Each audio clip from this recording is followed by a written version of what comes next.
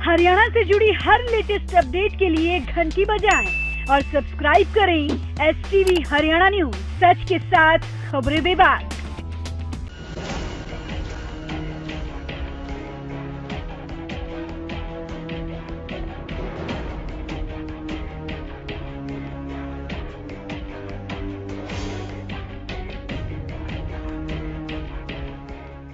नमस्कार, आपके साथ मैं हूं अनामिका। अजय मिश्रा। लोकसभा चुनाव के लिए रणभेरी बज चुकी है, रण पूरी तरह से सज चुका है और महारथी मैदान में उतर चुके हैं और अब शुरू हो गई है जीतने की जंग। जीत की इसी जंग पर करेंगे विस्तार से चर्चा, लेकिन पहले आप ये रिपोर्ट देखिए।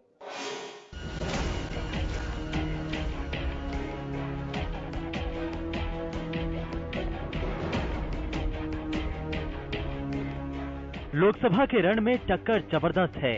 महारथी मैदान में उतर चुके हैं और जीतने की जंग शुरू हो चुकी है। हरियाणा की सभी 10 सीटों पर लोकसभा चुनाव के लिए सभी पार्टियों ने अपने अपने उम्मीदवार उतार दिए हैं। पार्टियों ने सोच विचार के बाद उम्मीदवारों को मैदान में उतारा है।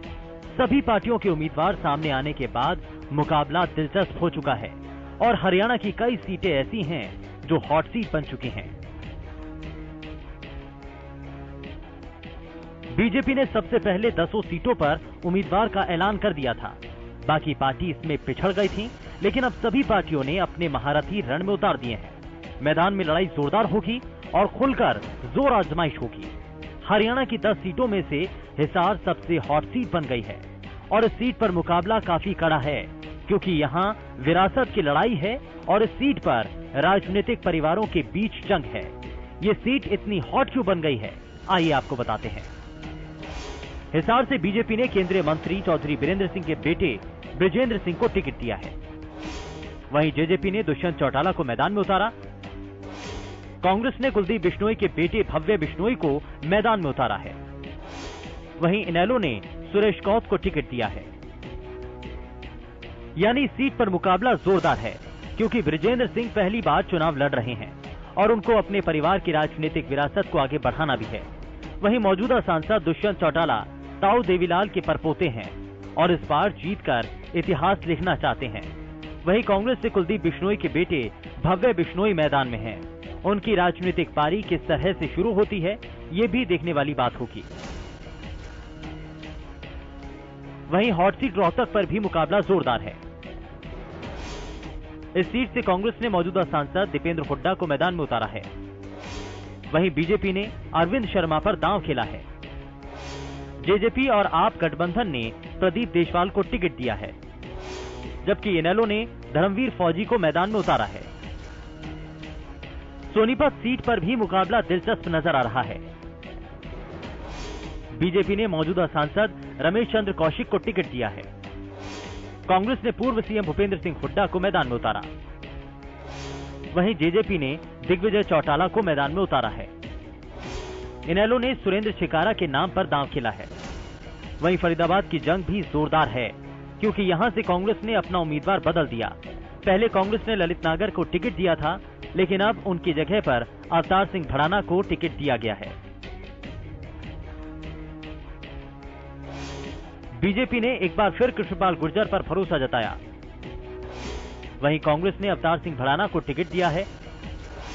आम आदमी पार्टी ने नवीन जयहिंद पर दांव खेला है। वहीं इनेलो ने महेंद्र चौहान को मैदान में उतारा है। इन सीटों के अलावा भी बाकी सीटों पर मुकाबला देखने लायक होगा। अब सवाल ये कि उम्मीदवार कितने दमदार हैं, क्योंकि इन्हीं के दम पर पार्टियों की सारी उम्मीदें टिकी हैं। कौन किसको कितनी टक्कर देगा, ये तो 23 मई को साफ हो पाएगा। लेकिन इस बार हरियाणा का रण जोरदार है। जिस तरह से बाकी पार्टियों ने उम्मीदवार उतारे हैं, उससे बीजेपी के लिए राह आसान नहीं है और उम्मीदवारों के माथे पर चिंता की लकीरें साफ देखी जा रही हैं। Bureau report, Haryana news.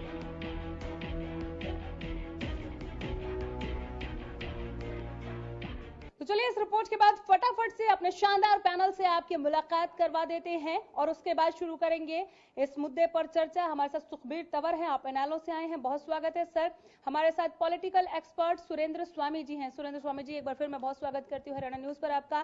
Congress प्रवक्ता खजान सिंह है हमारे साथ। खजान सिंह साहब, बहुत स्वागत है आपका। और जेजेपी से हमारे साथ दलबीर धनखड़ हैं, बहुत स्वागत है दलबीर जी आपका।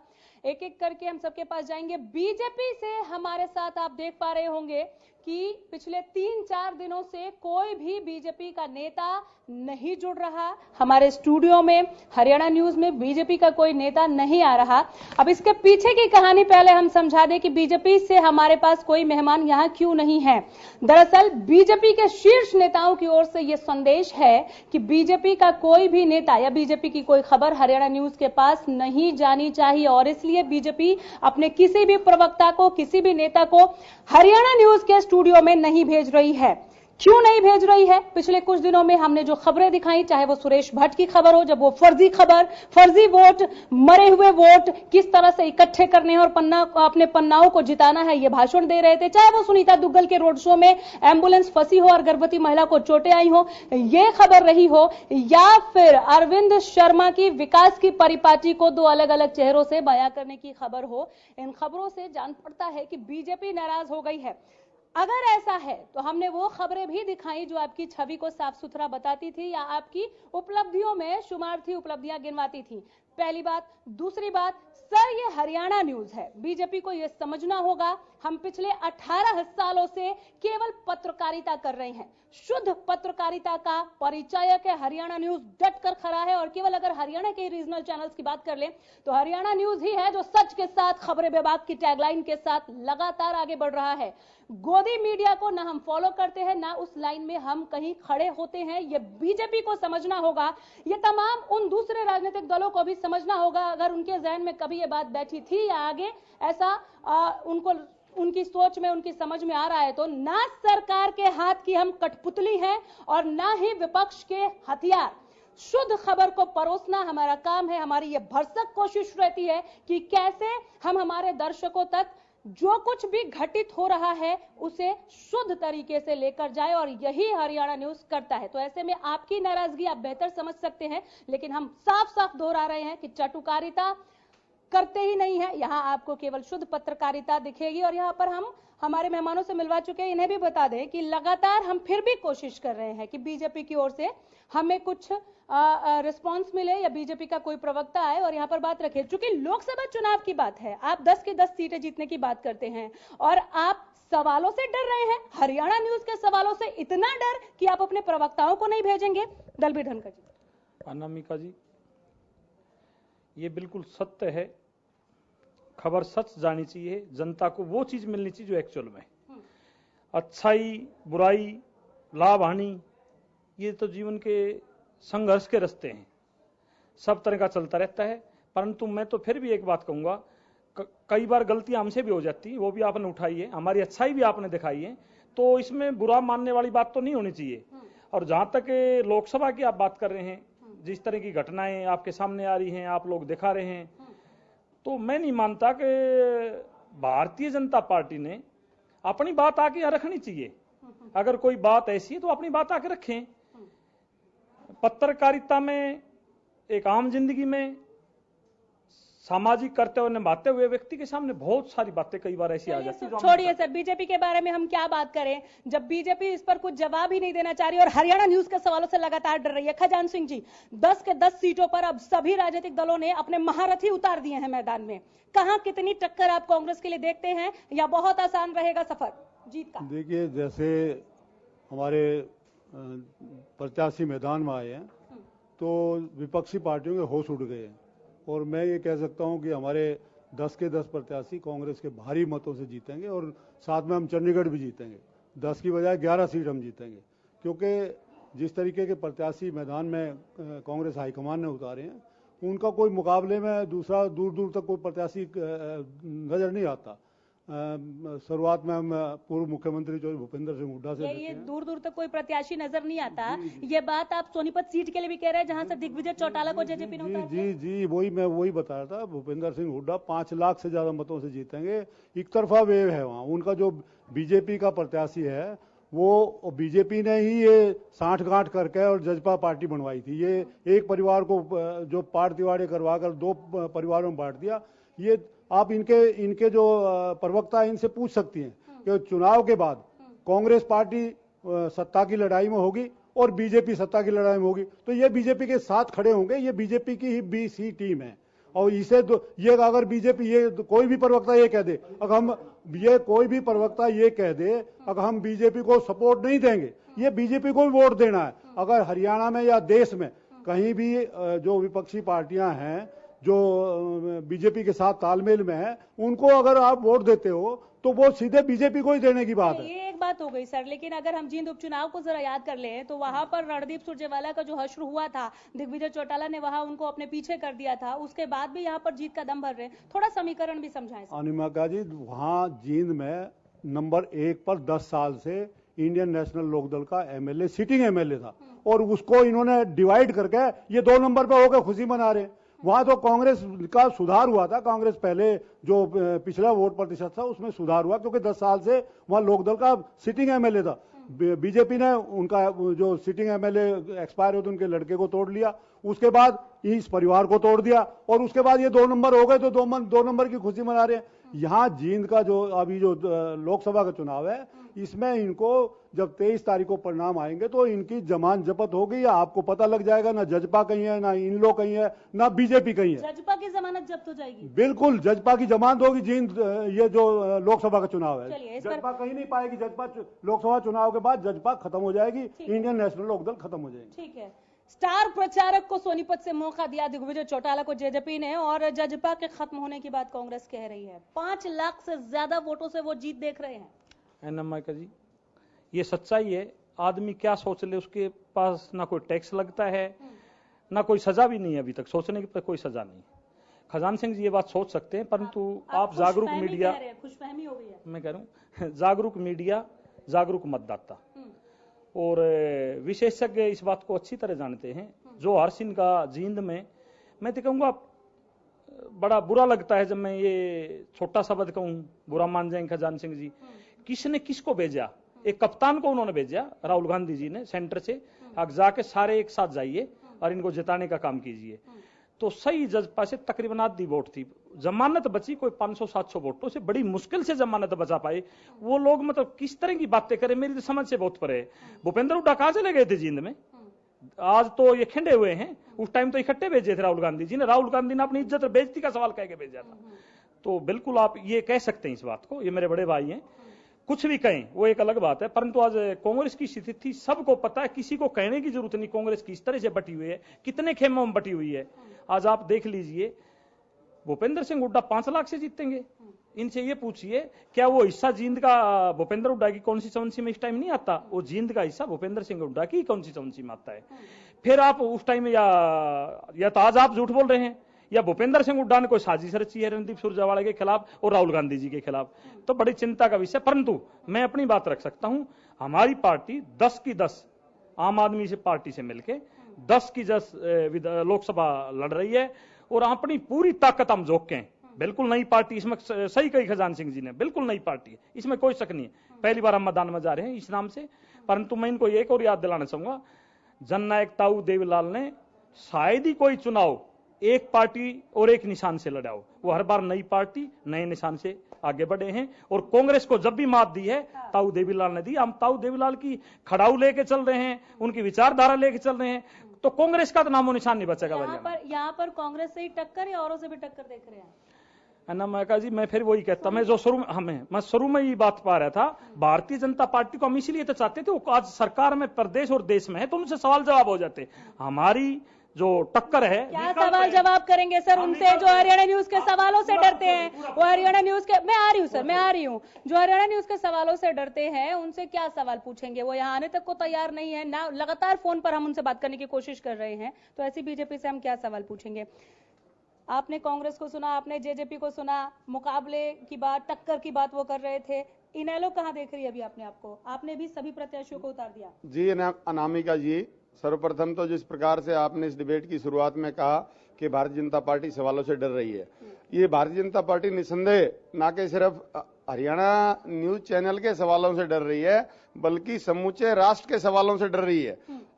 भारतीय जनता पार्टी ने जिस प्रकार से अतीत के 5 साल में इस प्रदेश और देश की जनता को बरगलाया है, बहकाया है और विभिन्न मुद्दों पे जिस प्रकार से संवैधानिक संस्थाओं की गरिमा को एक अपूर्णीय क्षति भारतीय जनता पार्टी ने पहुंचाई है, उन सवालों से भारतीय जनता पार्टी आज डर रही है। और जो दूसरी संस्थाएं हैं जिनकी जिम्मेदारी भारतीय जनता पार्टी और कांग्रेस केंद्र की सरकार की जो जिम्मेदारी थी उन संस्थाओं की गरिमा को ऊंचा उठाने में और उन संस्थाओं को आगे बढ़ाने में है, और कितनी ही ऐसी संस्थाएं हैं जिनका इन्होंने बेड़ा गर्क कर दिया। ये समूचा राष्ट्र आज भारतीय जनता पार्टी से सवाल कर रहा है और आज वो सवाल का जवाब देने की स्थिति में नहीं है, इसीलिए वो आपके चैनल के माध्यम से भी जो सवाल उठते हैं उनसे बचने का प्रयास कर रहे हैं। क्या करें सर, बुरा मान गए वो, उनकी खबरें हमने जस की तस दिखा दी। सुरेश भट्ट ने फर्जी वोट मांगे, मरे हुए वोट मांगे। आप हमारे साथ थे जब सुनीता दुग्गल के रोड शो में गर्भवती। अनामिका जी, आप सच्चाई दिखाओ, सच्चाई का है ना, किसी को बुरा लगे तो लगे, आप अपना काम बेहतर तरीके से करो, हमारी यही कामना है। रही बात इंडियन नेशनल लोकदल की, हमने सर्वप्रथम भारतीय जनता पार्टी ने 10 के 10 कैंडिडेट उतारे, उसके बाद हमने प्रदेश में अगर दूसरे नंबर पे किसी ने सबसे पहले कैंडिडेट उतारे हैं तो वो इंडियन नेशनल लोकदल है। और इंडियन नेशनल लोकदल ने हर वर्ग से, चाहे वो किसान वर्ग से मजबूत प्रत्याशी हैं, चाहे वो आर्मी में जो नौकरी करने वाले लोग हैं, या ऐसे लोग जैसे मैं गुड़गांव के प्रत्याशी की बात करूं, जिस व्यक्तित्व के पास अंतर्राष्ट्रीय अनुभव है, जिसका आईटी सेक्टर में एक बहुत बड़ा नाम है, जो यूरोप और अमेरिका के देशों में जिनको अनुभव प्राप्त है, और उसी तरह के अनुभव का यहाँ गुड़गांव में जिसकी जरूरत है, आज वो प्रत्याशी हमने गुड़गांव लोकसभा के लिए मुकाबले 10 के 10 दमदार प्रत्याशी, निसंदेह दमदार प्रत्याशी है। हम धर्म और जाति की राजनीति नहीं करते, हमने जनता के बीच की राजनीति करी है और हमारा गठबंधन जनता के साथ है। हम जिस प्रकार से आप अतीत के 10-15-20 दिन में आपने देखा होगा, कांग्रेस, जननायक जनता पार्टी और आम आदमी पार्टी ने जिस प्रकार से इस देश और प्रदेश की जनता को बरगलाने का प्रयास किया, कभी कह रहे हैं कि आज गठबंधन हो रहा है, कभी कह रहे हैं कि ये ट्वीट हो गया, कभी कह रहे हैं कि वो ट्वीट हो गया, कभी राहुल गांधी का ट्वीट आ गया, कभी मनीष सिसोदिया का ट्वीट आ गया, कभी अरविंद जी का ट्वीट आ गया। ये ट्वीट चल रहे हैं, ये ट्वीटों में ही चुनाव जीतेंगे। इन तीनों का जो एक नापाक गठबंधन होने का प्रयास था, हम तो चाहते थे कि हो जाए, इनकी कलई खुल जाए। फिर भी हरियाणा प्रदेश की जनता ने इस 20-22 दिन में जो इनके प्रकरण रहे हैं वो सारे देखे। अब ये जनता के बीच में जाएंगे, देंगे जवाब। ठीक है, जनता के बीच में जाएंगे, जवाब देना पड़ेगा और जनता जनार्दन ने ही आखिर फैसला लेना है 12 मई को कि किसके पक्ष में मुहर लगानी है, किसके पक्ष पे वोट देना। और 23 मई को तो नतीजे सामने होंगे ही, लेकिन जैसे कि सुखबीर तंवर कह रहे हैं धनखड़ साहब कि आप ट्वीट पर ही जीतेंगे, चूंकि ट्वीट गेम खेल रहे हैं आप लोग। अनामिका जी, साफ शब्दों में जब भी चैनल पर आया, और मैं एक बात स्पष्ट करना चाहूंगा, आप मेरा स्वभाव जानते हैं, मैं बहुत साल से चैनल पर रहा हूं। मैं एक ऐसा व्यक्ति हूं जो कोई सवाल लेके घर नहीं जाता। जो आपने सवाल कभी पूछा होगा तो मैं जवाब दे गया था। मैंने एक बात रखी थी, आपको ध्यान होगा, बार बार एक बात रख रही थी, हमारी पार्टी उस किसी भी पार्टी से गठबंधन नहीं करेगी जो कांग्रेस के साथ गठबंधन करेगी। तो हमारी बात तो वो कि वो आज है, कोई ट्वीट आज तक दिखा दो, कोई मीटिंग किसी से दिखा दो। हमने साफ शब्दों में कह दिया, जो भारतीय जनता पार्टी और कांग्रेस से इस बार गठबंधन, आपने कह दिया, दुष्यंत चौटाला ने कह दिया, लेकिन गोपाल राय ने प्रेस कॉन्फ्रेंस में जिक्र किया, मनीष सिसोदिया ने 4-4-2 का जिक्र किया। ये सब क्या था सर? आम आदमी पार्टी क्यों कह रही है 4-4-2 का समीकरण क्यों समझा रही थी? अनामिका जी, वो हमारे पार्टनर है हरियाणा में, उन्होंने कोई बात रखी तो उनका जवाब तो वो देंगे। हमने तो उसी जिस टाइम वो उन्होंने कोई आपने सवाल पूछा उन्होंने जवाब दिया, हमने साथ साथ आपके साथ जवाब दे दिया। हम ऐसे किसी गठबंधन में नहीं जाएंगे जहां कांग्रेस खड़ी हुई है। साफ शब्द हमारे तो बिल्कुल साफ है। और आज वो दूध का दूध, पानी का पानी आपके सामने, हमने अपने 10 के 10 उतार दिए और मजबूती से हम लड़ेंगे। मैं फिर कहता हूं, भारतीय, आपने पूछा तो बीच में नापाक गठबंधन पर आपने जवाब नहीं दिया सुखबीर तंवर को। कौन सा नापाक गठबंधन? हम तो गठबंधन में बता दी ना, आम आदमी पार्टी, केजरीवाल जी ने जिस तरह से दिल्ली में आपने देखा होगा स्कूलों की आज जो स्थिति है, मेरे ख्याल से हिंदुस्तान में सरकारी स्कूलों की स्थिति इतनी अच्छी कहीं भी नहीं जो दिल्ली में है। हॉस्पिटलों की स्थिति जो उन्होंने सुधारी है, बिजली के रेट आज हिंदुस्तान में अगर कम है तो दिल्ली में है। पानी की जो सुविधा, पानी पिलाने का काम करते हैं, बिना पैसे पानी अगर दिल्ली में दिया जा रहा है तो हरियाणा में क्यों नहीं दिया जा सकता? हम तो वही बात करते हैं, पढ़े लिखे व्यक्ति हैं, ईमानदार व्यक्ति हैं, कोई आरोप आज तक उन पर पैसे का, गबन का नहीं लगा किसी तरह का भी। हम एक वो रोल मॉडल जो दिल्ली में आया सरकारी स्कूलों का, जो आज अपने स्कूलों की हरियाणा की स्थिति सबसे ज्यादा खराब है। आपने अच्छी तरह पता है हॉस्पिटलों की स्थिति आज हरियाणा में क्या किसी से छुपी हुई नहीं है। हम रोल मॉडल हरियाणा में लाएंगे अरविंद केजरीवाल के साथ, यहाँ हम उस पे काम करेंगे जो आप एक मॉडल है दिल्ली का। आप कोई भी घोषणा पत्र किसी पार्टी का उठा ले, शिक्षा स्वास्थ्य सबसे पहले लिखा मिलेगा, परंतु इसके नाम पर ना कांग्रेस कुछ दे पाई 10 साल में, ना भारतीय जनता पार्टी दे पाई। परंतु हमारा समय आएगा तो हम शिक्षा स्वास्थ्य दिल्ली जैसी करने की कोशिश। बीजेपी तो सवाल सुनने को राजी नहीं है सर, और घोषणा पत्र क्या उठा ले। भाजपा जब एक सवाल का जवाब नहीं दे रही तो घोषणा पत्र पर बीजेपी हरियाणा न्यूज के साथ क्या ही बात करेगी। सबके अपने जीत के दावे हैं, चाहे वो इनेलो है, चाहे जेजेपी, चाहे कांग्रेस। बीजेपी की तो यहाँ क्या ही बात करे, जवाब देने के लिए कोई यहाँ पर नहीं आया। दावे तमाम हैं और महारथी मैदान में उतर चुके हैं। कितना टक्कर आपको किन किन के बीच में नजर आ रहा है, किस सीट पर, अगर एक एक करके बात करें स्वामी जी? नहीं, देखिए ये तो मानना पड़ेगा कि जो भी पार्टियां हरियाणा में चुनाव में हैं उन सभी ने एक से एक अच्छे ढूंढकर कैंडिडेट दिए हैं, मजबूत कैंडिडेट दिए हैं, पढ़े लिखे कैंडिडेट दिए हैं, अच्छे एनआरआईज दिए हैं। मतलब हर पार्टी ने ये कोशिश की है, खोले सधी हुई चाल चली है। जी जी, सब ने अपने अच्छे अच्छे कैंडिडेट दिए हैं। और चूंकि ये सब चुनाव के रथ पे सवार हैं तो सभी पार्टियां सभी सीट जीतनी चाहिए, क्योंकि अगर ऐसा नहीं होगा तो फिर वर्कर कहाँ जाएगा। तो चुनाव तक तो सभी को ये कहना है कि हम सभी सीटें जीत रहे हैं। कांग्रेस भी यही कहेगी, जजपा भी यही कहेगी, इनेलो भी यही कहेगा, भाजपा भी यही कहेगी, लेकिन तय तो ये जनता को करना है कि भाई उनकी पसंद क्या है। मेरा ये मानना है कि इस बार का ये जो चुनाव है लोकसभा का, ये सांसद का नहीं होकर पार्टी का चुनाव है। जनता ये देखना चाहती है कि हम किस पार्टी को सरकार में चाहते हैं, और उनके पास बिल्कुल स्पष्ट रूप से 3 ऑप्शन है। एक ऑप्शन है भाजपा का, एक ऑप्शन है यूपीए का जिसको कांग्रेस लीड करे, और एक ऑप्शन है गठबंधन का जिसमें दूसरी अन्य पार्टियां हों जो कांग्रेस से इत्तेफाक नहीं रखती है।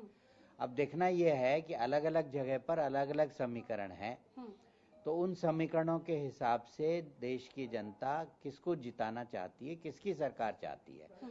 और हरियाणा में भी अगर हम देखें तो ये 3 ही गठबंधन के खेमे में फंस जाएंगे। भाई एक कांग्रेस यहाँ है, जजपा है, इनेलो है, उधर बसपा है लोकतंत्र सुरक्षा पार्टी के साथ, और भाजपा है। तो यहाँ भी वो 3 स्पष्ट पार्टियों के जो कहना चाहिए कि जनता के पास ऑप्शंस हैं, और उस ऑप्शंस के हिसाब से करेंगे। लेकिन मेरा ये मानना है कि खूब अच्छा चुनाव होगा, लोगों को चुनाव में मजा आएगा, प्रचार में मजा आएगा। एक से एक भारी भी कैंडिडेट हैं और एक से एक होशियार कैंडिडेट भी हैं, और सभी पूरे दमखम से मैदान में हैं। लेकिन मेरा अपना ये मानना है कि ये पहली बार ये चुनाव हो रहा है जिसमें सांसद की अहमियत उतनी नहीं है जितनी कि कौन पार्टी है इसकी अहमियत है। बिल्कुल। और इस रेस में आप किसे आगे देख रहे हैं? नहीं, देखिए इस रेस में तो संभावना नहीं, संभावनाओं में तो ये होता है कि भाई हरियाणा में चूंकि अब सबके बढ़िया उम्मीदवार हैं, तो उम्मीदवारों को लेकर के 2 ही पार्टियों की बात होती है कि भाई या तो कांग्रेस सत्ता में आएगी और या भाजपा सत्ता में आएगी, तो इन्हीं 2 के बीच में टक्कर होनी है। अब इसमें यह है कि कांग्रेस के जो उम्मीदवार हैं वो सब हारे हुए उम्मीदवार फिर खड़े किए हैं इन्होंने। अगर अच्छा होता कि ये कोई नए चेहरे ला करके देते तो लोगों को जरा जोश आता कि भाई कांग्रेस में अच्छे अच्छे नए कैंडिडेट आए। युवा होना जरूरी नहीं है, लेकिन क्या होता है राजनीति में जब आपके हारे हुए कैंडिडेट को आप दोबारा खड़ा करते हैं तो पब्लिक के माइंड में एक पिछला परसेप्शन होता है, तो उसकी जगह जब नया कैंडिडेट आता है तो पब्लिक नए रूप से सोचने लगती है। तो मान लीजिए कांग्रेस में अब कुल मिला के सारे वही कैंडिडेट हैं। और दूसरा ये है कि मतलब मुझे लगता है कि जजपा और कांग्रेस के साथ, क्योंकि उधर से पहले खाली दुष्यंत चौटाला थे, अब दिग्विजय भी खड़े हो गए, दोनों भाई खड़े हो गए। इधर पहले खाली सुपुत्र थे, अब उनके पिताजी भी मैदान में हो गए। अब सारी 10 सीटों में 2 आरक्षण में चली गई, 2 परिवार में चली गई। तो जनता को ये भी एक सामने रखना है कि भाई क्या करना। फिर भी मैं ये कहता हूँ कि अभी आप आज की डेट में ये नहीं कह सकते हैं कि एडवांटेज किसको है। सिर्फ इसलिए आप कह सकते हैं कि भाई भाजपा चूंकि पहले कैंडिडेट दे चुकी तो वो अपना चुनाव प्रचार शुरू कर चुकी, लेकिन मैं सोचता हूँ कि चुनाव हरियाणा का अभी उठेगा। सिर्फ चुनाव प्रचार ही नहीं शुरू कर चुकी, पूरे 10 के 10 सीटें जीतने का दावा कर रही है बीजेपी, और फिर भी सवालों से डरती है। नहीं, देखिए सवालों से तो नहीं डरना चाहिए, क्योंकि जो भी मीडिया है ठीक है, आपको मीडिया से कोई भी शिकायत हो सकती है, लेकिन शिकायत है तभी तो आप आके जवाब देंगे ना। ये जो मीडिया से आप बच रहे हैं, आप जनता से तो नहीं बच सकते ना। बिल्कुल। जब आप मीडिया पे आके उनका प्रवक्ता बोलेगा तो मीडिया वाले थोड़ी सुन रहे हैं, जनता सुन रही है, तो आपको अपनी जो भी बात है वो आपको आके सामने रखनी चाहिए। तो उससे भागने की क्या जरूरत है। अब ऐसे होगा तो कोई उस चैनल पे नहीं जाएगा, कोई इस चैनल पे नहीं जाएगा। जैसे मान लो मैं उदाहरण के रूप में कहना चाहूँ कि भाई जैसे एबीपी न्यूज है या आज तक न्यूज चैनल है, तो लोग ऐसा मानते हैं कि वो उतना भाजपा के प्रति इंक्लाइन नहीं है, लेकिन फिर भी खुद मोदी जी ने एबीपी न्यूज को इंटरव्यू दिया। तो आपको बचने की, भागने की क्या जरूरत है। मैं सोचता हूँ ये तो बहुत छोटी बात है, और भाजपा के जो भी इस बारे में निर्णय लेते हैं उनको सोचना चाहिए कि भाई जो भी सवाल उठे आपको जनता को उस सवाल का जवाब देना चाहिए। मीडिया तो खाली माध्यम है, आपके घर बैठने से वो सवाल नहीं छिप जाएंगे। बिल्कुल। एक तरफ आप मीडिया को इस देश का चौथा स्तंभ कहते हैं, लोकतंत्र का चौथा स्तंभ कहते हैं, दूसरी ओर आप गोदी मीडिया नहीं होने की वजह से एक ये फैसला ले लेते हैं कि अरे हरियाणा न्यूज ये तो शुद्ध खबरें परोस देता है, इसने तो हमारे खिलाफ वाली खबरें भी दिखा दी हैं, तो ये वाकई गलत है। और सर चूंकि आप सत्ता में हैं और यहाँ पर आपके लिए केवल वाहवाही होगी, आपके लिए अच्छी अच्छी खबरें परोसी जाएंगी हमारे दर्शकों के लिए, ये तो होने से रहा। चूंकि ये हरियाणा न्यूज है, सच के साथ खबरें विभाग। आपके पास आ रही हूँ, सुरेंद्र स्वामी को आप सुन रहे थे, पुराने कैंडिडेट्स को उतारा तो लोगों में, वोटर्स में एक पुराना परसेप्शन रहता है उनकी छवि को लेकर, उनके काम को लेकर, इसका खामियाजा कांग्रेस भुगतेगी। ठीक है, सबसे पहले तो मैं बीजेपी की बात बताऊंगा। बीजेपी का लोकतंत्र में विश्वास नहीं है, और मीडिया में भी उसने मीडिया को लोकतंत्र का जो चौथा स्तंभ है, मीडिया को ही नहीं, उसने सुप्रीम कोर्ट को भी नहीं छोड़ा, मीडिया को तो छोड़ते कहाँ, सीबीआई को भी नहीं छोड़ा, आरबीआई को भी नहीं छोड़ा, सारी संस्थाओं को उसने अपने जो उनकी बात नहीं मानते उसी में ही दरार डाल दी।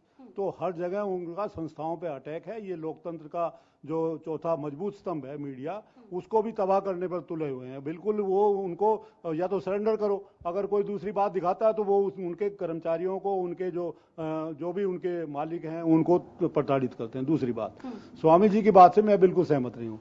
चौधरी भूपेंद्र सिंह हुड्डा जीते हुए कैंडिडेट हैं, दीपेंद्र सिंह हुड्डा जीते हुए कैंडिडेट हैं, भव्य बिश्नोई जी पहली बार चुनाव लड़ रहे हैं, अवतार सिंह बढ़ाना जीते हुए कैंडिडेट हैं, शैलजा जी राज्यसभा की चुनी हुई जीती हुई कैंडिडेट है।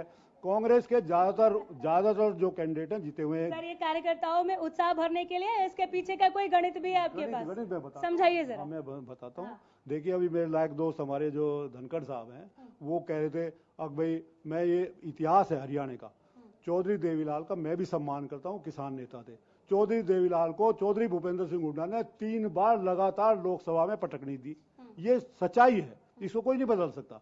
जो इनके सुप्रीमो, जिसको लोकदल भी अपना जननायक कहता है, और जो ये भी जननायक कहते हैं, जननायक के नाम से पार्टी बना रखी है, उसको 3 बार पटकनी थी। दूसरी बात, ओम प्रकाश चौटाला जी इनके दोनों के सर्वा रहे हैं। ओम प्रकाश चौटाला की 2004 में सरकार को डिमोलिश करके 67 एमएलए लेकर चौधरी भूपेंद्र सिंह हुड्डा सीएम बने। ये इतिहास है, हरियाणा का इतिहास है, इसको कोई ठुकरा नहीं सकता।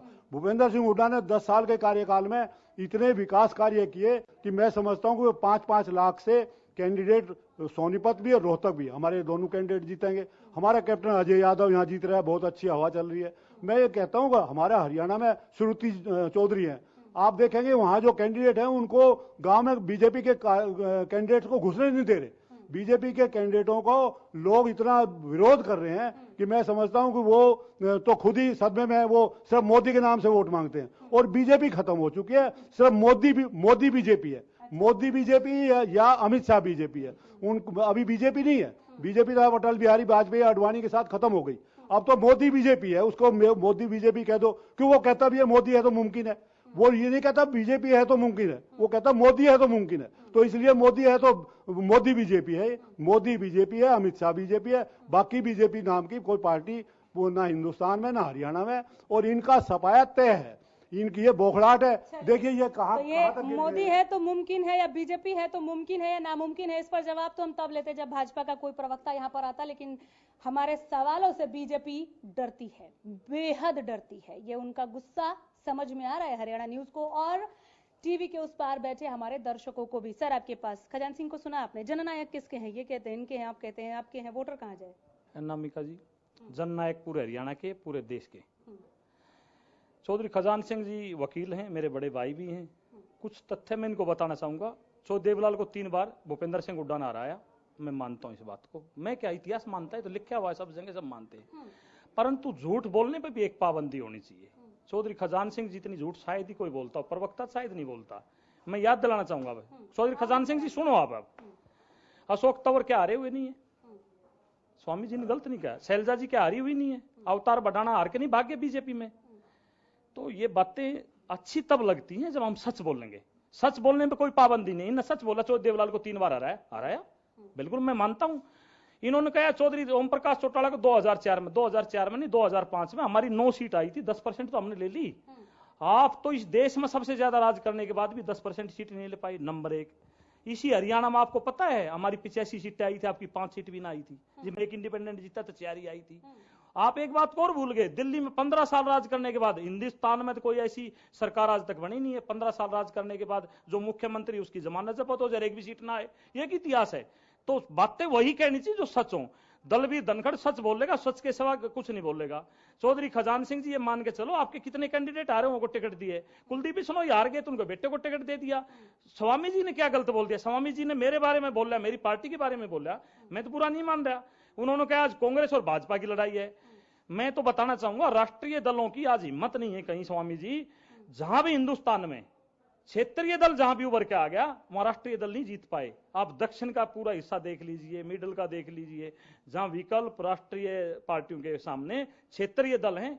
भारतीय जनता पार्टी, कांग्रेस की तो जो हालत हुई है, आपने तो आप सीबीआई किसने उनके अंदर डाली थी, पिंजरे के अंदर? तोते की चाबी किसके पास थी? ये किसने बोला? माननीय सुप्रीम कोर्ट ने। किसके लिए बोला? चौधरी ओम प्रकाश तो अजय सिंह चौटाला को जो साजिश में अंदर कराया था, उसको सीबीआई के जो डायरेक्टर थे उनके लिए बोला, जोगिंदर सिंह के लिए। कौन नहीं जानता? सिन्हा के लिए, सिन्हा के लिए कौन नहीं जानता इस बात को? तो राष्ट्रीय पार्टियां दोनों हैं, वो क्षेत्रीय दलों का गला घोटने की कोशिश करते हैं। परंतु इस बार मैं दिलाना चाहूं, एक तो भारतीय जनता पार्टी, एक कांग्रेस वाले आके ये कह दो हम किसी भी क्षेत्रीय दल से कोई सपोर्ट नहीं लेंगे, कह जाओ उनको। चौधरी खजान सिंह जी आज बोल जाओ, यहाँ ये शो चल रहा है, बिल्कुल लाइव शो है, आप बोल दीजिए अगर हम किसी भी क्षेत्रीय दल का कोई वो नहीं लेंगे, समर्थन नहीं लेंगे। मैं मान जाऊं इनको, इनके नेता बोल दे। मैं तो अभी भी कहता हूं, हम प्रधानमंत्री नहीं बन सकते, पर हम प्रधानमंत्री बना सकते। हम नहीं बन सकते, क्यों? 10 सीटें 10 पर लड़े, अगर हम 10 भी जीत गए, प्रधानमंत्री तो हमारा कैंडिडेट शायद नहीं बन पाएगा। वैसे चौधरी देवीलाल जी 10 सीटों पर प्रधानमंत्री के पद तक पहुंच गए थे, वो बात अलग है। उन्होंने प्रधानमंत्री का पद नहीं लेके वीपी सिंह को बना दिया। वो समय समय की बात है। खजान सिंह जी, बड़े बोल नहीं बोलने चाहिए। 10% सीट आप इस देश में 60 साल राज करने के बाद भी आज विपक्ष का दर्जा नहीं ले पाए। हमारे पास तो हरियाणा में जब भी 9 सीट आ गई थी 10%। आपकी दिल्ली में क्या होया? आपका हरियाणा में क्या हुआ? जहां भी चुनाव आप दूसरे नंबर की पार्टी नहीं बची, कहीं तीसरे नंबर की, कहीं 0। बड़ी चिंता का विषय है कांग्रेस के लिए। और मैं तो कहता हूं, आज राष्ट्रीय दल से भारतीय जनता पार्टी, कांग्रेस से खजान सिंह जी बैठे, इनके बड़े प्रवक्ता बैठे, आज ये ऐलान कर दे हरियाणा में, हिंदुस्तान में हम किसी भी क्षेत्रीय दल का सपोर्ट नहीं लेंगे, हम मान जाएंगे। नहीं, कितनी हिम्मत है। ठीक है खजान सिंह जी, मैं देख रही हूँ आप बार बार हाथ खड़े कर रहे हैं जवाब देने के लिए। मैं लौटूंगी, मजबूरी है हमारी, एक बहुत ही छोटा सा ब्रेक हमें लेना पड़ेगा यहाँ पर, और ब्रेक के उस पार आएंगे तो चर्चा करेंगे कि इस बार के इस चुनावी समर में हरियाणा में खासकर राष्ट्रीय दलों के आगे क्षेत्रीय दलों का बोलबाला रहेगा क्या, जिसका जिक्र जेजेपी कर रही है और ताल ठोक रही है, दावा कर रही है कि जीत सुनिश्चित है।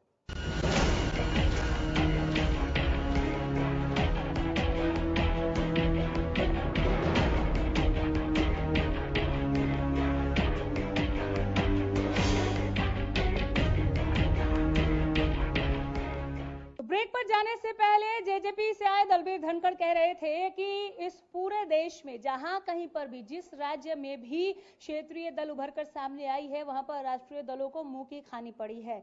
और इससे पहले भी जो उन्होंने कांग्रेस की बातों का जवाब दिया, उस पर खजान सिंह जी अपना पक्ष रखना चाह रहे थे। बोलिए सर। देखिए, यूपीए और एनडीए ये अलायंसेज ही हैं। एक जो गठबंधन का दौर है, ये देश के लोगों के मूड पर है। ये हमारा यूपीए का गठबंधन है, उसमें हमारे साथ हैं जो साथ हैं। लेकिन जो भाई धनखड़ साहब कह रहे थे, शायद ये इनकी मेमोरी कमजोर है। मैंने जिन लोगों के नाम लिए थे उनके नाम नहीं लिए, महाझूठे और जमाए झूठी पार्टी ये सर्टिफिकेट दे चुके हैं। क्या नाम है? अभय चौटाला। इनको, इनके भतीजों को, अपने भतीजों को कहते हैं जमाए झूठी पार्टी है। चप्पल, ये कहें चप्पलों से पिटेंगे, वो कहे लाठियों से पिटेंगे। मैं उन्हीं की बता रहा हूँ। मैं ये बता रहा हूँ अनामिका जी, मैंने जिन लोगों को बताया था उनके बारे में सच बताया था। झूठ ये बोलते हैं, जोर जोर से बोलते हैं। अरे भूपेंद्र सिंह हुड्डा एमएलए हैं, जीते हुए हैं, दीपेंद्र सिंह हुड्डा एमपी हैं, जीते हुए हैं, पूरे हिंदुस्तान में जीत कर डंके की चोट पे गए। और शैलजा जी जीती हुई हैं, उसकी मेंबर है। और जो भव्य बिश्नोई है वो कहाँ हारा हुआ है बताइए, वो पहली बार चुनाव लड़ रहा है। तो इन्होंने झूठ बोल रहे कैंडिडेट को बार बार खजान सिंह जी आप जीते हुए कैंडिडेट, जीते हुए उम्मीदवार कह रहे हैं, लेकिन अभी तक यही कहा जाता रहा जब तक सबके पत्ते नहीं खुले कि कांग्रेस के पास कैंडिडेट नहीं थे, इसीलिए कि परिवार को 2 टिकट दिए। नो, बिल्कुल कैंडिडेटों की 1200 कैंडिडेट थे हमारे, हर सीट पे 100 200 कैंडिडेट थे, 200 कैंडिडेट थे हमारे हर सीटों पर। ये तो दुष्प्रचार की बात है। और मैं ये कहूंगा, कांग्रेस पार्टी ऐसी पार्टी है जो 36 जातियों को, सभी धर्मों को साथ लेकर चलने वाली पार्टी है। कांग्रेस पार्टी ने देश की आजादी में, आजादी में महत्वपूर्ण भूमिका अदा की और देश को उठाने में महत्वपूर्ण भूमिका अदा की। और बीजेपी महाझूठी पार्टी है, और बीजेपी तो खत्म हो गई। आज तो मोदी बीजेपी है या अमित शाह बीजेपी है? कहाँ है बीजेपी? बीजेपी खत्म है। और जहां तक जेजेपी और लोकदल है, ये बीजेपी का कारस्तान ही है। बीजेपी ने एक परिवार को पाट कर 2 टुकड़े कर दिए। अब ये भाई, ये दोनों एक प्रवक्ता हाई करते, अब 2 बैठे हैं। तो ये सब इनको खत्म करने के लिए उनकी बीजेपी ने क्या किया, बीजेपी ने क्या नहीं किया, तो बीजेपी वाले ही बता सकते हैं। लेकिन बीजेपी यहाँ आने को राजी हो तब तो बीजेपी से हम सवाल पूछे, बीजेपी हमारे सवालों से डरती है। तंवर साहब, देखिए, बीजेपी का तो अब बात ही करनी उचित नहीं है जब उनका ना प्रवक्ता है, ना वो आना चाहते हैं। वो डिबेट से डर रहे हैं, बहस से भाग रहे हैं, सवालों से भाग रहे हैं। लेकिन अभी जो खजान सिंह जी जो बात कर रहे थे, मैं कहना ये चाहता हूँ कि हमारी या जजपा की जो बात कर रहे हैं, इससे पहले जो बात अपने उस बात की भी करें, किस प्रकार से अशोक तंवर को इन्होंने लाठियों से पीटा था और केस भी दर्ज हुआ। ये कौन सी एकता की बात करते हैं, कौन सी कांग्रेस की बात करते हैं? बड़े अचरज और अचंभे की बात है। और इनका जो अतीत के 10 साल में जो कुशासन और भ्रष्टाचार रहा, वो मुझे याद दिलाने की जरूरत नहीं। आपके स्टूडियो से लेकर चंडीगढ़ तक सुनने लगाते जाओ, पूरी नहीं होंगी। इतने बड़े बड़े तो इनके कारनामे हैं। दूसरी बात, वो किस बात पे इनकी बात बिगड़ी मैं नहीं कहता, लेकिन जिस प्रकार से इन्होंने 18 सीटों का बार बार चंडीगढ़ और केंद्र शासित प्रदेश दिल्ली और हरियाणा की 18 सीटों के समीकरण में जिस प्रकार से कांग्रेस, आम आदमी पार्टी और जननायक जनता पार्टी ने इस दिल्ली प्रदेश की, हरियाणा प्रदेश की और केंद्र शासित प्रदेश चंडीगढ़ की जनता की आंखों में जिस प्रकार से धूल झोंकने का प्रयास किया। देखो पीछे किस प्रकार से गाली दे के तो अरविंद केजरीवाल जी अपने राजनीति में स्थापित हो गए। ये उन्हीं लोगों से हाथ मिलाना चाह रहे थे, दोनों तरफ से आदान प्रदान हुआ। और अजय सिंह जी से भी अशोक तंवर साहब मिले, लेकिन हम उन बातों पे नहीं जाना चाहते। ये आखिर प्रदेश के लोगों को मैं भी यही कह रही थी तंवर साहब, ये बात की बात हो गई। अभी उनके सारे कैंडिडेट जीते हुए हैं, उस पर बोलिए। नहीं, देखिए, ये तो बरगलाने की बात कर रहे हैं। जो जीते हुए हैं वो जीते हुए हैं, हम मान रहे हैं। दीपेंद्र हुड्डा एकमात्र सांसद थे 2014 में, वो जीते थे। उसके अलावा कौन जीता हुआ है? अब ये बरगलाने के प्रयास कर रहे हैं। क्यों हरियाणा प्रदेश की जनता और देश की जनता को, जो सारे इस चैनल पे आपके कार्यक्रम को देख रहे हैं, कम से कम वो हंस रहे होंगे खजान सिंह जी पर। खजान सिंह जी क्या बात कर रहे हैं? नहीं, अब सांसद नहीं, अरे साहब नहीं, अरे अतीत में तो पता नहीं साहब, अतीत में तो पता नहीं कौन कौन जीता है। देखिए, दूसरी बात सर, ये तो जनता जनार्दन ने तय करना है ना। ये तो खजान सिंह जी, ये तो जनता जनार्दन ने तय करना है ना। लोकसभा चुनाव की हम बात कर रहे हैं। लोकसभा चुनाव में जीते हुए कैंडिडेट कह रहे हैं ना आपकी, अभी वो पहले से आप जीते हुए मान के चल रहे हैं। हारे हुए नहीं है। उनके बारे में धनखड़ साहब ने कहा था हारे हुए कैंडिडेटों को। और मैं ये कहता हूं, जो जीते हुए कैंडिडेट हैं, वो अगर विधानसभा जीते हुए हैं तो वो लोकसभा में भी जीते हुए हैं। पहले लोकसभा जीते हैं, वो 3 बार लगातार देवीलाल को हराया उन्होंने। मैं भी उनका सम्मान करता हूं। ठीक है सर। हाँ, मैं खजान सिंह जी से एक सवाल ये भी करना चाहता हूं। 15 साल पहले जब इनको 2004 में मेजोरिटी मिली, केंद्र में इनकी सरकार बनी, फिर हरियाणा में भी सरकार बनी, और वहां पे भजनलाल जी ने जिस प्रकार से और अलग से जनहित कांग्रेस बनाई और किस प्रकार के वक्तव्य कुलदीप बिश्नोई के उस सारे उसमें रहे। उसके बाद वो निरंतर भारतीय जनता पार्टी के साथ भी, बसपा के साथ भी, सबके साथ उन्होंने गठबंधन किया, ये करके वो करके, और वो अल्टीमेटली कांग्रेस में चले गए। और पीछे भी आपने सब सारे प्रदेश ने देखा कि किस प्रकार से उन्होंने कुलदीप बिश्नोई जी ने भी भारतीय जनता पार्टी के साथ साठगांठ की और ऑन कैमरा बोला कि राहुल जी के कार्यक्रम में आऊंगा, बाकी मेरा किसी से कोई लेना देना नहीं है। लेकिन इनके पास ये जो 200 कैंडिडेट होने की बात कर रहे थे अभी, इनको थोड़ा मुझे अचरज आता है कि इनके 200 कैंडिडेट की बात कर रहे हैं। 1200 बोला था, 1200 नहीं, हर सीट पे 200 बोल रहे हैं ना, तो वो मैं उस वे में कह रहा हूँ, तो उस हिसाब से 2000 हो जाते हैं। तो एक आदमी आपकी टिकट लेने को तैयार नहीं, अपनी बिल्कुल उन्होंने ठोक के कह दिया लड़ाना तो मेरे बेटे को लड़ाओ। कहां गए आपके 200 कैंडिडेट? बड़े शर्म और बड़ा अचरज का विषय है। अब बताएं इस प्रदेश की जनता को भी, आपने जो कह रहे हैं उसका इंतजार कर रही है कि भाई ये 200 कैंडिडेट कहां चले गए, जब आपने एक नए लड़के भव्य को मैदान में उतारना पड़ा। आखिर ऐसी कौन सी मजबूरी थी? वो 199 के नाम बता दो कौन से हैं। कौन से हुए? मैं आप ही के पास हूँ, बस एक ही सवाल का जवाब ले लें। 199 के नाम बताओ। मैं तंवर साहब को ये बताना चाहता हूँ, पार्टी का इंटरनल मैटर है। हमारे 1200 लोगों ने अप्लाई किया था।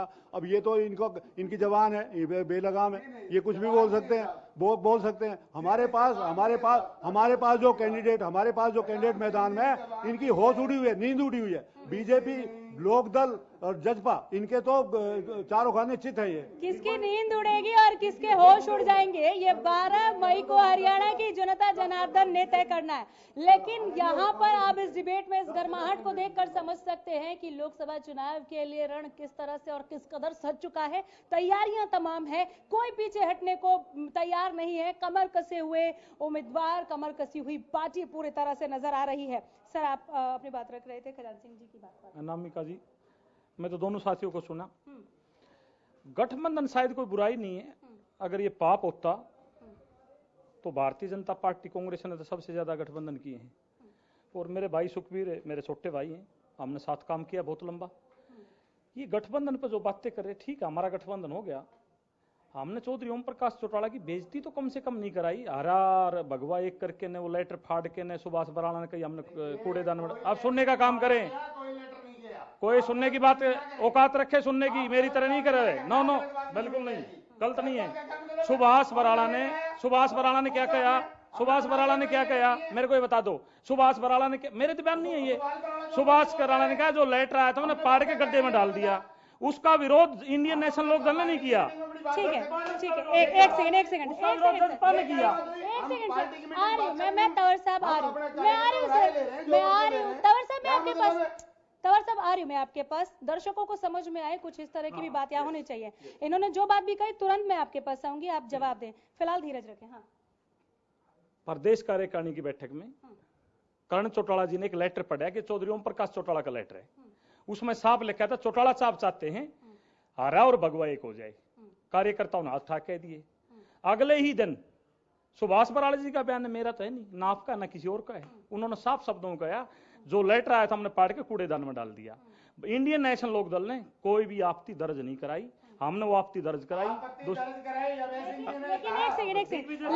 लेकिन धनखड़ साहब इसका जिक्र आज क्यों? ये गठबंधन पर आप जवाब दे रहे हैं इन्हें, इसका जिक्र आज क्यों? यस, उनको तकलीफ इस बात की है, उनका गठबंधन, आप मानोगे नहीं, इन्होंने तो जाकर हरियाणा भवन में फिर पर्सनल काम बता दिया। वो गठबंधन के लिए गए थे, गिड़गिड़ाने गए थे, तो हमारे गठबंधन से पेट में दर्द क्यों हो रहा है? मेरा कहने का मतलब नहीं है, ये हरियाणा प्रदेश की जनता बताएगी।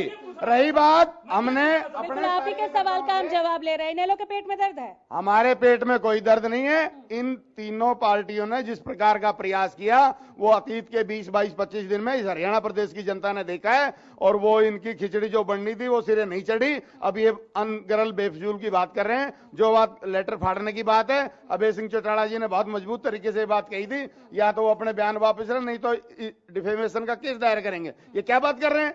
इसका मतलब ये अपडेट नहीं है। धनखड़ साहब, इस पर आपने जवाब दे दिया।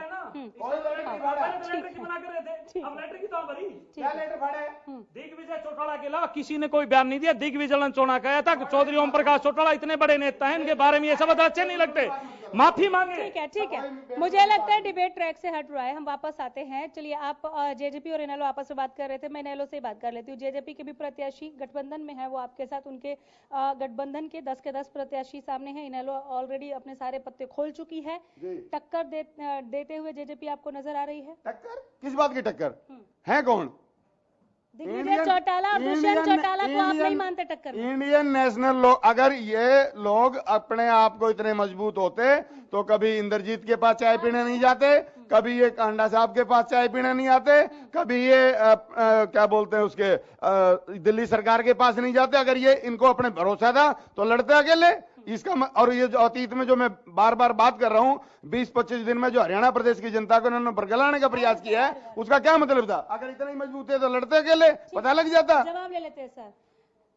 कभी कांडा साहब के साथ चाय पीने, कभी राव इंद्रजीत के साथ चाय पीने के पीछे का राज क्या है सर? अनामिका जी, हम ना लठ चलाते, ना गोली चलाते, ना जूते चलाते। हमारे सबसे अच्छे संबंध, हम जिससे चाहे जाए पिए, हमें क्या दिक्कत है? समाज में हम सब एक हिस्सा है। इस समाज में हम किसी के पास जा सकते हैं, किसी को क्या तकलीफ है? किसी के साथ चाय पीने हम जाते, बैठने जाते, हमारी इच्छा है। मैं ये पूछना चाहता हूँ, मैं एक वो दिक्कत, और आप जहां मर्जी चाय पी लो, ये क्या दे रहे हो? ठीक है सर, ठीक है सर, ठीक है। मैं ये दिखाना चाह रहा हूँ। ठीक है सर, आराम से सर, आराम से। एक सेकंड टवर साहब, एक सेकंड सर। टवर साहब, उसमें तो पेट में दर्द है। हाँ। और ये जहां मर्जी पीते रहे, बताओ कितनी अतरंगी चलिए, बात है। ये पेट में दर्द का बहुत ज्यादा हो गया सर। हाँ सर, मुद्दे पे। अनामिका जी, मैं बिल्कुल मुद्दे पे बोलता हूँ, मैं मुद्दे से बाहर कभी नहीं जाता। और सबसे बड़ी बात है, मैं बीच में किसी के ना बोलना चाहता, मेरे बीच में बोलता है, समझो उस आदमी में कोई ना कोई खोट है, उस आदमी में कोई ना कोई खोट है। मेरे बारे में क्या क्या कहा जाता, मैं तो कभी नहीं बोलता। मैं इसलिए कहता हूँ, चौधरी अभय सिंह चौटाला, अशोक अरोड़ा जी गिड़गिड़ाने गए मुख्यमंत्री के पास, हमारा गठबंधन करना। उसके बाद क्या हुआ? उसके, हाँ मैं वही बता रहा हूँ, उसके बाद क्या हुआ? आप जैसे एक सेकंड सर, ये जजपा बनाम इनेलो है नहीं। पहली बात यहाँ पर समझना होगा आप सभी मेहमानों को, ये यहाँ पर हम सभी प्रत्याशियों के लिए बात कर रहे हैं। यहाँ पर किसके पेट में कितना दर्द हो रहा है और कितना जोर से हो रहा है, इसकी बजाय हम मुद्दों की बात करेंगे। पहली बात सर ठीक है, हम आराम से बात कर सकते हैं, मुझे नहीं लगता इतना ज्यादा आक्रोशित या उत्तेजित होने की जरूरत है किसी को भी। यहाँ पर ये सभी के लिए है, हम बहुत आराम से बात कर सकते हैं, मुद्दों पे बात कर सकते हैं। ये विडंबना है, मुद्दों की बात कोई करता ही नहीं है। सभी एक दूसरे को एक दूसरे से ज्यादा मजबूत दिखा रहे हैं और अपनी कमीज को ज्यादा सफेद बता रहे हैं। मसलों को लेकर भी कोई बात करे। अनामिका जी, कोई भी सवाल आप मेरे से पूछ सकते हैं, मैं जवाब दूंगा। परंतु मेरा सवाल और जवाब यही था, बीच में मैं किसी की नहीं बोलता, तो मेरी बात पूरी सुनी जाए। अशोक अरोड़ा जी, अभय सिंह चौटाला जी जब मुख्यमंत्री जी से मिलकर आए, आप जैसे जागरूक पत्रकारों ने उनसे पूछा क्या काम आए थे, बोला कोई पर्सनल काम आया था। मैं हैरान होता हूं, इस प्रदेश के नेता प्रतिपक्ष थे पहले तो, बाद में विधायक रह गए, आप पर्सनल काम कराने आते हो, मुख्यमंत्री जी से मिलने आते? वो गिड़गिड़ा के वहां अलायंस करने आए थे। जहां तक आपने उम्मीदवारों की बात पूछी, अनिमा कीजिए, आप ये मान के चलो, हमने 10 कैंडिडेट गठबंधन में उतार दिए। और मैं फिर कहता हूं, अगर गठबंधन कोई पाप है तो ये पाप भारतीय जनता पार्टी कांग्रेस सबसे बड़ा कर रही है। मैं तो बार बार कहता हूं इस बात को, हम गठबंधन में किया 7 और 3 का। बिल्कुल इनेलो से मैंने पूछा, जजपा को अपने टक्कर में देती हूँ, कहते ये है कौन? आप इनेलो के प्रत्याशियों को दमदार मानते हैं या आप अपनी जीत का दावा करते हैं? जो पार्टी जींद में जो हाल होया उसका मैं नाम नहीं लेना चाहता, मेरी तो साफ सुथरे शब्दों में बता रहा हूं, हमारी जो टक्कर है वो सरकार से। सरकार में कौन है? भारतीय जनता पार्टी। जींद की जनता ने दिखा दिया, जींद में जजपा ने दिखा दिया, हमारी टक्कर किससे थी? भारतीय जनता पार्टी सरकार से थी। कांग्रेस और इंडियन नेशनल लोकदल, आप ये मान के चलो, जो पार्टी 2.5% वोट पर सिमट की जींद में, वो क्या टक्कर देगी? टक्कर देगी जननायक जनता पार्टी, भारतीय जनता पार्टी को 10 की 10 सीटों टक्कर देने वाले थे तो आम आदमी पार्टी के साथ और कांग्रेस के साथ क्यों रगड़ा पट्टी चल रही थी 25 दिन से? इस बात का भी जवाब दे दो आप। हालांकि जिस रगड़ा पट्टी की आप जिक्र कर रहे हैं, उसके बाद अभी सारे महारथी मैदान में हैं और टकराव का हम जिक्र कर रहे हैं। फिलहाल तो सरकार हमारे साथ टकराव के मूड में है, हरियाणा न्यूज के साथ टकराव के मूड में है। चूंकि गोदी मीडिया को फॉलो करने वाली तो हरियाणा न्यूज है नहीं ना आज तक, क्या 18 साल से शुद्ध खबरों को अपनी आवाम के साथ हरियाणा न्यूज रखती आई है। एक एक करके हम सभी कैंडिडेट पर बात कर रहे थे। मैंने पूछा जब खजान सिंह जी से कि एक ही परिवार को 2 टिकट देने की क्या जरूरत पड़ी, जैसे कि सुखबीर तंवर ने भी सवाल पूछा कि हर सीट पर 200 लोग थे तो 199 का नाम बताए, कोई जवाब नहीं है उनके पास। जी नहीं, देखिए वैसे तो हर पार्टी को जो अपना मजबूत कैंडिडेट लगता है वो उसे टिकट दे सकती है, लेकिन चूंकि इस समय परिवारवाद और वंशवाद भी इस चुनाव में एक मुद्दा है और हरियाणा में कांग्रेस में जो अपनी बिकरिंग्स हैं, जो अपनी इंटरनल लड़ाइयां हैं, तो उन लड़ाइयों के चलते हुए एक तरफ तो ये हो रहा था कि भाई तंवर साहब और हुड्डा साहब के बीच की जो तकरार थी उसका कुछ पता ही नहीं लग रहा था कि क्या होगा, और अब दोनों को टिकट दे दिया। तो दोनों को टिकट देने से इनका अपना इंटरनल मैसेज क्या है वो तो मुझे नहीं मालूम है, लेकिन जनता को, चूंकि कुल 10 ही सीटें हैं ना, सब मिला के हरियाणा में 10 सीटें हैं। अब अगर 10 सीटों में जजपा दोनों भाइयों को उतार दे और यहाँ पे ये अपने दोनों लोगों को उतार दें, तो जनता को एक मैसेज तो जाता है कि भाई ये क्या है, सब मतलब यही चुनाव लड़ेंगे क्या। दूसरी बात मैं ये कहना चाह रहा हूँ कि अगर आप देखें तो ठीक है, भूपेंद्र हुड्डा मुख्यमंत्री रहे, सबको हराया। अब हम पास्ट में नहीं जाते हैं, पास्ट में अगर आप जाएंगे तो फिर कांग्रेस के सिवा कोई था ही नहीं, बाकी दल तो बने ही नहीं है, तो अभी आए हैं बेचारे मैदान में। क्या यहाँ पर हम थोड़ी देर के लिए ये भी बात कर सकते हैं विधायकी और सांसदी को लेकर कि ये दो अलग अलग चीजें हैं, दो अलग अलग चुनावी मैदान है? ये मैं भी ये कहना चाह रहा था आपसे, जैसे अभी उड़ीसा के कुछ सर्वेज आ रहे थे, तो उड़ीसा में कैंडिडेट बोल रहे थे कि साहब हमारे नवीन बाबू बहुत अच्छे हैं विधानसभा के लिए, लेकिन सेंटर में हम मोदी को चाहते हैं। तो बहुत बार ऐसा हुआ है कि एक ही वोटर एक ही टाइम पे वोट डालने गया है और वो विधानसभा में अपनी एक पार्टी चुनता है, लोकसभा में अपनी दूसरी पार्टी चुनता है। तो मैं इस बात से धनखड़ जी के इत्तेफाक रखता हूँ कि जहाँ जहाँ पर रीजनल पार्टीज स्ट्रांग हुई, उन रीजनल पार्टीज ने वहां से जब एक बार राष्ट्रीय दल हटे तो हटे, और उनको 30 दशकों लग गए वापस आने में। और अभी तो अगर हम कुल मिला के कहें तो एक पंजाब में कांग्रेस ने वापसी की है राष्ट्रीय दल में, और यूपी में भाजपा ने। अभी भी इतने सारे प्रांत हैं जहां पर कि नेशनल पार्टीज को कोई पूछने वाला नहीं है। अगर हम नीचे से शुरू करें तो केरल है, कर्नाटक है, आंध्र प्रदेश है, उड़ीसा है, फिर आप इधर आ जाइए तमिलनाडु है, और फिर इधर बंगाल है, बिहार है।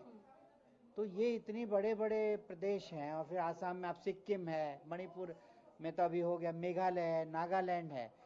तो जहां रीजनल पार्टीज लोगों की एस्पिरेशंस को मीट कर रही हैं, वहां पर राष्ट्रीय पार्टियां एक बार गई सो गई, तो उसको वापस आने में बहुत वक्त लगता है। ऐसा कोई नियम नहीं है कि नहीं आएंगी, आई भी हैं। जैसे अब पंजाब में कांग्रेस की सरकार बनी अपनी पूर्ण बहुमत से, और यूपी में भाजपा की बनी, कितने 2-3 दशक के बाद बनी है। लेकिन लोकसभा का जो चुनाव है उसमें जैसे मैंने कहा कि मेरा अपना ये असेसमेंट है कि ये चुनाव सांसदों के चुनने से ज्यादा पार्टी के चुनने का है। वोटर ये चाहता है कि भाई मैं किसकी सरकार केंद्र में इस बार बिठाऊं, क्योंकि जो सांसद हैं जिनको चुनेगा वही जाके सरकार में बैठेंगे। इस हिसाब से तो जजपा को नुकसान है, दूसरे क्षेत्रीय दलों को नुकसान है। नहीं, उसमें नुकसान ये होता है कि मान लीजिए जैसे इनके दोनों भाई हैं, अच्छे मजबूत कैंडिडेट हैं, उनकी अपनी एक पहचान भी है, तो हो सकता है कि वहां पे उनको उस बात का, चूंकि हरियाणा में हमेशा से रही है ये पार्टी, तो उसका लाभ मिल सकता है। लेकिन जो रीजनल पार्टीज अभी उतनी स्ट्रांग नहीं है, जैसे मान लीजिए अगर हम तमिलनाडु में जाते हैं तो वहाँ दोनों डीएमके मजबूत हैं, तो उनके कैंडिडेट जो आएंगे उनको फायदा होगा। लेकिन हरियाणा में या राजस्थान में या आप ऐसे दूसरे प्रदेश में जाएं जहां पर कि रीजनल पार्टीज किसी गठबंधन का हिस्सा नहीं है, तो उनके लिए अपने दम पर लोकसभा में जीत के आने में उनको बहुत मेहनत करनी पड़ी। रोहतक और सोनीपत से जजपा को कम नहीं आंकना चाहिए किसी भी दल को? नहीं, बिल्कुल नहीं।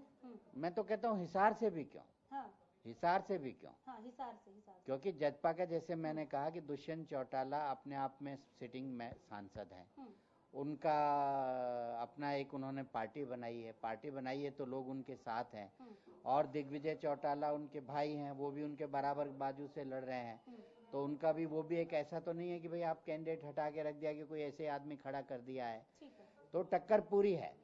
दूसरी बात मैं ये कहना चाह रहा था, अगर आप दो ही इन सीटों पे देखना चाहते हैं तो आपको ये देखना होगा कि अभी हाल में क्या हुआ था। सोनीपत में क्या हुआ मेयर के चुनाव में, सबसे ज्यादा वोट से अगर भाजपा का मेयर कहीं जीता तो वो सोनीपत में जीता। ठीक है जी। अगर हुड्डा साहब का जो गढ़ था अपना रोहतक, वहां पे उनका कैंडिडेट हार गया मेयर के इलेक्शन में। तो अगर अभी हम मौजूदा स्थिति देखें तो कांग्रेस को ये स्वीकार करना चाहिए कि उनको जो उनकी आप स्थिति ऐसी मजबूत नहीं है कि जो मतलब आप जैसे बहुत सारे मैं बताता हूँ समाज है जो जब उनसे बात करो वो पहुंच जाएंगे कि साहब 4000 साल पहले वेद हमने लिखे, ये हमने किया, वो हमने किया। आज स्थिति क्या है? आज स्थिति ये है कि जितने मजबूत भूपेंद्र हुड्डा सोनीपत में है, उतने ही मजबूत वहां पर दिग्विजय हैं। और चूंकि रमेश कौशिक वहां सिटिंग सांसद हैं और उनकी पार्टी सत्ता में है, वो भी उतने ही मजबूत है। इसलिए मैंने कहा कि कैंडिडेट सबने अच्छे उतारे हैं, सबने मजबूत उतारे हैं और चुनाव में लोगों को आनंद आएगा। अब की बहुत मजा आने वाला है, बहुत चुनाव मजा आने प्रचार वाला में है। भी मजा आने वाला है और उसकी कवरेज आप तक पहुंचाने में भी हमें भी बहुत आनंद महसूस हो रहा है। लेकिन यहाँ पर सुरेंद्र स्वामी ने जो बात रखी कि इस बार सांसद कौन होगा, इससे ज्यादा वोटर्स का जोर इस पर होगा कि केंद्र में किसकी सरकार बनानी है। इसको आप अहम मान रहे हैं चुनाव में? नहीं, ये तो सुरेंद्र स्वामी जी का अपना असेसमेंट है, लेकिन यहाँ हम सांसद चुनते हैं अपने क्षेत्र के विकास के लिए, जो अपने क्षेत्र की बात को सबसे बड़ी पंचायत में मजबूती से रख सके, जो क्षेत्र की समस्याओं को गंभीरता से क्षेत्र के भले के लिए प्रयोग कर सके, वो बात है। ये ठीक है, आप उनसे सहमत नहीं है, आप सहमत हैं? मैं काफी हद तक उनकी बातों से सहमत हूं, परंतु मैं उदाहरण ये देना चाहूंगा दुष्यंत चौटाला, जो ऐसे उन्होंने भी कही। दुष्यंत चौटाला ने पिछले 5 साल में जो आयाम स्थापित किए हैं, एक बड़ी पंचायत बोलते हैं हम इसको, सांसद को, उसमें अपना विपक्ष में रह के भी अपने मुद्दे उठाए जा सकते हैं, काम कराए जा सकते हैं। तो वो बात हम रखना चाहेंगे। हम इस टाइम में ये जनता के बीच में लेके जा रहे हैं कि हम क्यों ना 10 दुष्यंत जैसे सांसद चुन के लोकसभा में भेजें, ताकि हमारे प्रदेश का भला हो। ठीक है, तो जैसा कि इन्होंने कहा कि बड़ी पंचायत के लिए मेहनत कर रहे हैं और बड़ी पंचायत में सांसद भेजना चाह रहे हैं। बड़ी पंचायत में कौन जाएगा ये अहम है, इससे ज्यादा अहम इस बार ये है कि इस बड़ी पंचायत का मुखिया कौन होगा। आप स्वामी जी की बात से सहमत हैं? देखिए, बिल्कुल मैं स्वामी जी की बात से सहमत नहीं हूँ। इस बड़ी पंचायत का मुखिया श्री राहुल गांधी जी होंगे। उन्होंने गरीबी पर वार किया है। गरीबी पर वार 72,000 रुपए हर एक गरीब आदमी को देंगे। और हमारे 10 के 10 कैंडिडेट जीतेंगे हरियाणा में।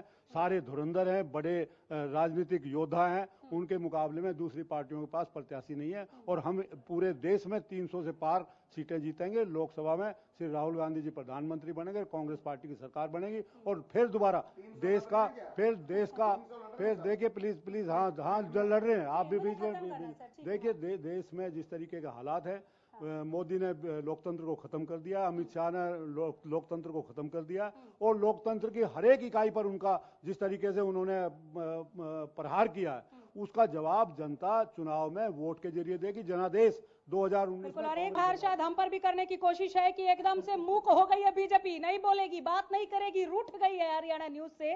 लेकिन ये प्रहार भाजपा का काम आने वाला नहीं है। हरियाणा न्यूज जो 18 सालों से करता आया है, शुद्धता के साथ जो कुछ भी घटित हुआ है वो हमारी आवाम तक, हमारे दर्शकों तक हम पहुंचाते रहे हैं, आगे भी पहुंचाते रहेंगे। इसे बीजेपी चूंकि सत्तासीन है वो नहीं रोक सकती और ये सभी के लिए है।